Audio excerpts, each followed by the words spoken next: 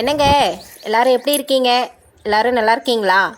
நம்மளுடைய subscriber sister ஒருத்தவங்க நம்மளுடைய கமெண்ட் பாக்ஸில் கமெண்ட் பண்ணியிருந்தாங்க. ரோஜாப்பூ செடியில் வந்து பார்த்திங்கன்னா 3 இலை 5 இலை இருக்கிற செடியில் கிளையில் மட்டும்தான் பூ வைக்கும். 7 இலை இருந்துச்சுன்னா அந்த செடியில் அந்த கிளையில் வந்துட்டு பூ வைக்காது, அதை கட் பண்ணிவிடுங்க சிஸ்டர் அப்படின்னு சொல்லியிருந்தாங்க. இதுதான் பார்த்திங்கன்னா அந்த 7 இலை இருக்கிற கிளை. இந்த செடியில் வந்து பார்த்திங்கன்னா ஆல்ரெடி ஏற்கனவே 5 இலை 3 இலை அந்த மாதிரி தான் இருந்தது. பூவெல்லாமே நல்லா வச்சுது. இந்த ஒரு கிளையில் மட்டும் வந்து பார்த்திங்கன்னா நல்லா ஒரு மாதிரி இலையெல்லாம் சிறுசாக இருக்குது. அப்புறம் பார்த்திங்கன்னா 7 இலை இருக்குது பாருங்கள். இதில் 7 இலை இருக்குது. இதில் அடுத்ததாக வந்து பார்த்திங்கன்னா முள்ளே இல்லை. ரோஜா பூச்செடினாவே பெரும்பாலும் நிறைய முள் இருக்கும். இந்த கிளையில் வந்து பார்த்திங்கன்னா முள்ளே இல்லை. இதில் அடியில் இருக்கிற செடியில் வந்து பாருங்கள், நான் ஒரே செடி தான் இப்போ காமிக்கிறது. அந்த ஒரு செடியில் ஒரு கிளை மட்டும்தான் இப்படி இருக்குது.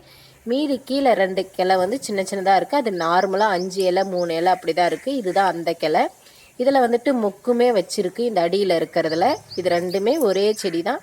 இந்த பெருசாக வளர்த்துருக்கு பாருங்கள், அந்த கிளை தான் வந்து பார்த்திங்கன்னா முள் இல்லாமல் இலை வந்துட்டு 7 இலையாக இருக்குது. 7 இலையாக இருக்கிறதுனால அதில் வந்துட்டு பூ வைக்காது. அதனால் அதை கட் பண்ணி போட்டுருங்க அப்படின்னு சொல்லி கமெண்ட் பண்ணியிருந்தாங்க சிஸ்டர் ஒருத்தவங்க. அதே இந்த ஒரு செடியிலே பார்த்தீங்கன்னா இன்னும் இருக்கிற கிளைங்களில் அரும்பு இருக்குது. இந்த செடி வந்து பார்த்திங்கன்னா அடிக்கிற வெயிலுக்கு தாங்க மாட்டேங்குதுங்க. ரோஜாப்பூ செடினாவே பெரும்பாலும் வெயில் அதிகமாக இருந்தால் தாங்காது போல். எப்படி கருகி போகுது பாருங்கள். டெய்லி காலையில் சாயங்காலம் 2 வேளையுமே தண்ணி ஊற்றணும் போல். அப்போ தான் ஏதோ கொஞ்ச நாள் நல்லா இருக்குது. ஒரு நாள் வேலை இருக்குது, வெளியில் போயிட்டு அதனால் தண்ணி ஊற்ற முடியாமல் விட்டுட்டேன். அது இலையே கருகி ஒரு மாதிரி மிச்ச இலையெல்லாம் பழுத்து போயிடுச்சு. இதுக்கு மேலே பார்த்திங்கன்னா நம்ம தமிழ்நாட்டில் வெயில் காலம், வெயில் அதிகமாக அடிக்கும். இப்போ இதுக்கு மேலே இந்த செடியெல்லாம் எப்படி வரும்னு தெரியல. அதுவும் மாடி மேலே வந்து பார்த்திங்கன்னா அனலுக்கு வந்து சரியாக வராது. இருந்தாலும் எப்படியாச்சும் நம்ம வளர்க்கணும்னு சொல்லிவிட்டு நான் ட்ரை பண்ணி வளர்த்துட்ருக்கேன். நம்ம ஆரி பையனை பாருங்களேன், திறந்து விடுறதுக்குள்ளாரே அவனே நெக்கி தள்ளுறான். எப்படி தள்ளுறான் பாருங்கள்.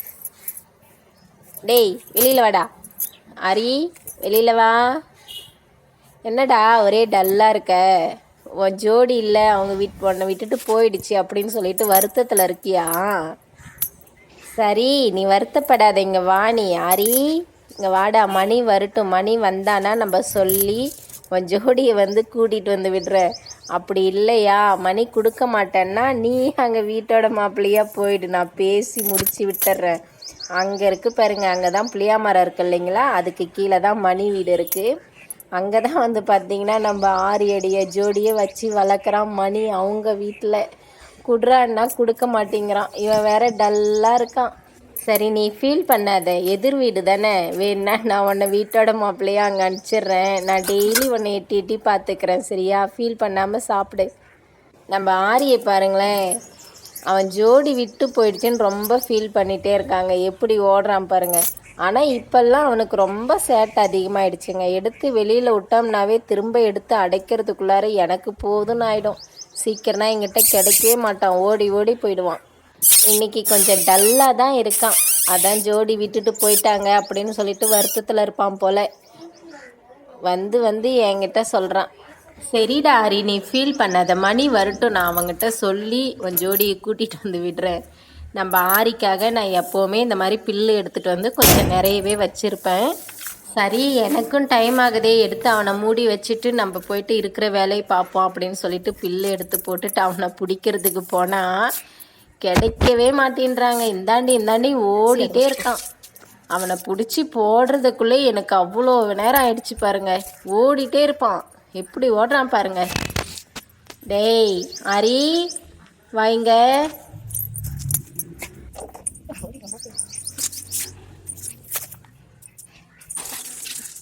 எப்படியே கஷ்டப்பட்டு ஒரு வழியாக பிடிச்சி போட்டு அவனை மூடி வச்சுட்டேங்க ஃபஸ்ட்டு வேலையாக. அதுக்கப்புறமா நம்ம செடிக்கெலாம் தண்ணி ஊற்றிடலாம் அப்படின்னு சொல்லிட்டு இவனை பிடிச்சி முதல்ல மூடி இந்த மாதிரி ஃபுல்லாக க்ளோஸ் பண்ணி வச்சுடுவேன். இல்லைனா இவன் வெளியில் வந்துடுவான். நான் தண்ணி ஊற்றுறதுக்குள்ளாரே வெளியில் வந்தானா சுற்றிகிட்டே இருப்பான், அப்புறம் திரும்ப பிடிக்கவே முடியாது. அதனால் இவனை இந்த மாதிரி எடுத்து வச்சுட்டு அப்புறமா செடிங்களுக்கெலாம் தண்ணி ஊற்றி முடிச்சிட்டேன். நான் தண்ணி ஊற்றி முடிச்சுட்டு பார்த்தீங்கன்னா புதினா செடி வந்து நல்லா வலுத்துருக்கு. சரி புதினா செடி தான் இவ்வளோ பெருசு, நல்லா பெருசாக இருக்கே, நம்ம நல்லா இதை கொஞ்சம் கட் பண்ணி நம்ம சட்னி அரைச்சிடலாம் அப்படின்னு சொல்லிட்டு இந்த புதினா செடியுமே கொஞ்சம் கட் பண்ணி எடுத்துக்கலாமே அப்படின்னு சொல்லிட்டு கட் பண்ணிகிட்டு இருந்தேன். 3 தொட்டி இருக்குது பாருங்க. 3 தொட்டியிலுமே புதினா செடி வந்து பார்த்திங்கன்னா நல்லா பெருசாக இருக்குது. அந்த டிஏபி போட்டேன் இல்லைங்களா, அந்த டிஏபி போட்டதுக்கப்புறம் இப்போ நல்லா பசுமையாக நல்லா சீக்கிரமாக வளர்ந்து வர ஆரம்பிச்சிருச்சு புதினா செடி. இதை கட் பண்ணிகிட்டே இருக்கும்போதே பார்த்திங்கன்னா பெரிய புழு ஒன்று கிடச்சிதுங்க. அதை பார்க்கும்போதே ஒரு மாதிரி அருவருப்பாக இருந்தது. சரி, அது அதில் இருந்தாலும் அது ஏதாச்சும் செடிக்கு ஆபத்து தானே அப்படின்னு சொல்லிட்டு அந்த புழுவை கஷ்டப்பட்டு வெளியே எடுத்து போட்டுட்டேன். நானும் எப்படியே கஷ்டப்பட்டு பாருங்களேன் எப்படி இருக்குன்னு சொல்லிட்டு அதை தூக்கி தூரம் வீசி கடாசிட்டு அப்புறமா நான் புதினா தழையை கட் பண்ணி எடுத்துக்கிட்டேன். இந்த தொட்டியில் வந்து பார்த்திங்கன்னா கொஞ்சம் விட்டு இருக்கு. அந்த 2 தொட்டியில் இருக்கிறது மட்டும் ஃபுல்லாக கட் பண்ணி எடுத்துக்கிட்டேன். இதில் கொஞ்சமாக விட்டுட்டேன். ஏன்னாக்கா இப்போவே அதிகமாக தான் இருக்குது புதினா தழை, போதுமானது நமக்கு.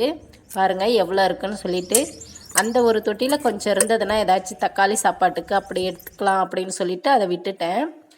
இன்றைக்கி காலையில் பார்த்திங்கன்னா நம்ம பிரிச்சுட்டு வந்த புதினா தழையை தான் நான் சட்னியாக அரைச்சி தம்பி பாப்பாவுக்கு ஸ்கூலுக்கு மத்தியானம் லஞ்சுக்கும் வச்சுருக்கேன். புதினா தழை துவையல் எப்படி பண்ணுறதுன்னு சொல்லிட்டு ஏற்கனவே வீடியோ போட்டிருக்கேன். பார்க்காதவங்களா இருந்தால் போயிட்டு பாருங்கள். வீடியோ பிடிச்சிருந்தால் லைக் பண்ணுங்கள், ஷேர் பண்ணுங்கள், கமெண்ட் பண்ணுங்கள். சப்ஸ்கிரைப் பண்ணாதவங்களா இருந்தால் நம்மளுடைய சேனலை சப்ஸ்கிரைப் பண்ணி வச்சுக்கோங்க.